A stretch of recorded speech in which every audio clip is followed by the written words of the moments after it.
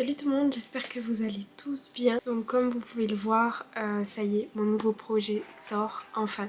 Ça fait longtemps que je travaille sur ce projet depuis début d'année. C'est une très longue histoire. Et c'est vrai que ces derniers mois, ces 2 derniers mois surtout, j'avais l'impression que le livre n'allait jamais voir le jour. Sauf que si, à partir d'aujourd'hui, je sors officiellement mon livre Ma foi et mon hypersensibilité. Pourquoi je cache ? Parce que c'est pas l'officiel, juste une copie pour moi. Donc de quoi va parler ce livre? Je vais vous lire mon résumé, je vais prendre mes lunettes, je ne les ai pas mis sur cette vidéo parce que j'ai des reflets en pratique. Les personnes hypersensibles représenteraient entre 10 et 35% de la population.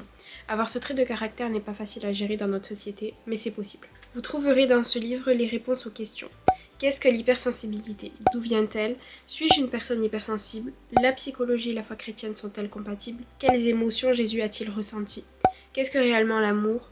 Quels sont les pièges de Satan et quelles sont nos armes face à lui? Comment l'hypersensibilité peut-elle devenir un problème? Et comment gérer sa vie quotidienne avec son hypersensibilité?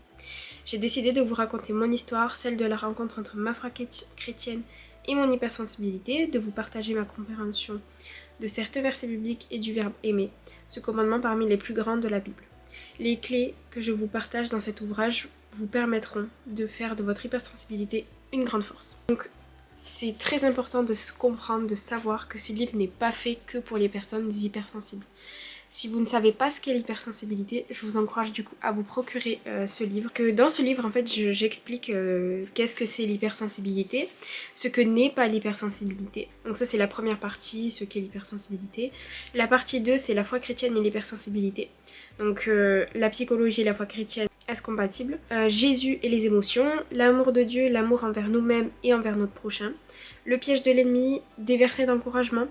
Ensuite, la partie 3, c'est vivre quotidiennement avec son hypersensibilité. Je vous raconte dedans mon histoire avec la foi et mon hypersensibilité, donc mon parcours entre guillemets spirituel jusqu'à aujourd'hui, comment j'ai su que j'étais une personne hypersensible, comment gérer sa vie quotidienne avec son hypersensibilité et comment l'hypersensibilité peut-elle devenir un problème, avec une petite conclusion. Dans ce livre, j'ai décidé de vous partager des exercices. Il y a aussi les tests concernant l'hypersensibilité sensorielle et l'hypersensibilité émotionnelle. Voilà, il y a un petit dessin. J'ai vraiment pris énormément de plaisir à faire ce livre, à l'écrire et à le créer totalement.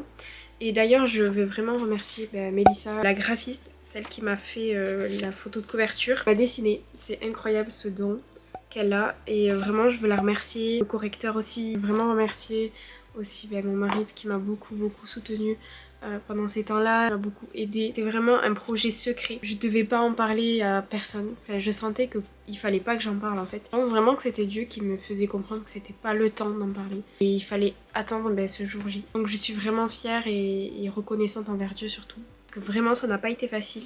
Cette année a été une année vraiment chargée où j'ai dû gérer mon travail, mes études à côté et en même temps ce projet qui était secret. Vraiment j'encourage chaque personne hypersensible à lire ce livre. Ce livre plein de vérité, de bienveillance, de partage, de découverte de soi, de découverte concernant la foi chrétienne, la psychologie aussi. Le projet est né dans mon cœur en début d'année, mais le jour où j'ai senti, où je me suis dit pourquoi j'écrirais pas un livre, je me suis dit non, Estelle, t'es folle, c'est n'importe quoi. Et en fait, je suis émue, excusez-moi, mais vraiment, Dieu m'a confirmé à travers plein de manières.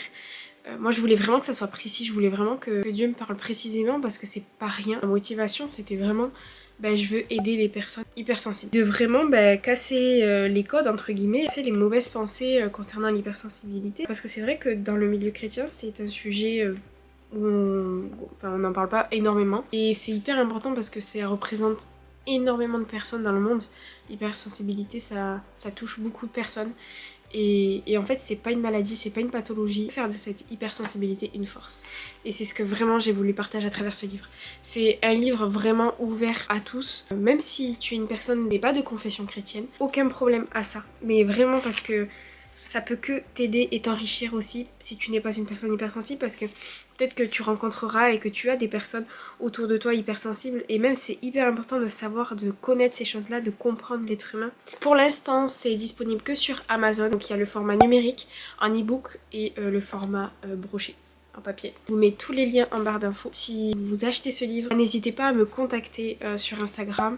à me contacter peut-être par mail ou dans les commentaires, me dire peut-être ce que vous avez ressenti, ce que ce livre vous a appris, ce que ce livre vous aide, est-ce que voilà. En tout cas, c'est vraiment ma prière que vraiment vous puissiez faire de cette hypersensibilité une force. Dans ce livre, je parle des émotions. En fait, parce que tout le monde, si peut-être tu n'es pas une personne hypersensible, mais tu as des émotions, tu ressens des émotions. Je partage vraiment dans ce livre mes conseils et des actions que je mets en place chaque jour qui m'aident à gérer mes émotions. Déjà, ça concerne tout le monde.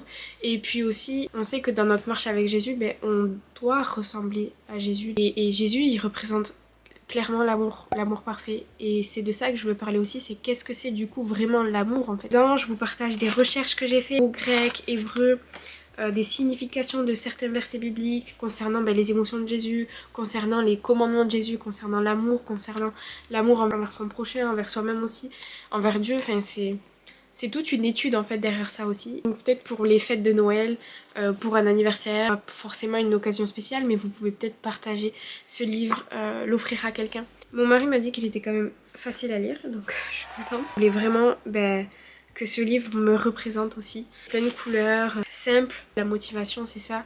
C'est de me dire, Seigneur, je veux que ce livre puisse aider au moins une personne. Une personne puisse apprendre vraiment à travers ce livre et que l'œuvre de Jésus soit glorifiée. C'est ça mon but. C'est pas pour moi, c'est pas pour...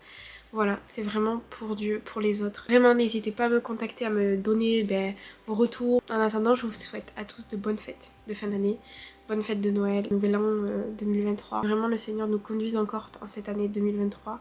Qu'on puisse vraiment rentrer dans les plans de Dieu et marcher dans l'amour et être le sel de la terre. Ne pas avoir honte, ne pas avoir peur d'être différent, c'est ce dont je parlais dans ma vidéo précédente. Merci à tous en tout cas pour vos messages d'encouragement, pour votre soutien aussi et vos prières peut-être. Merci beaucoup.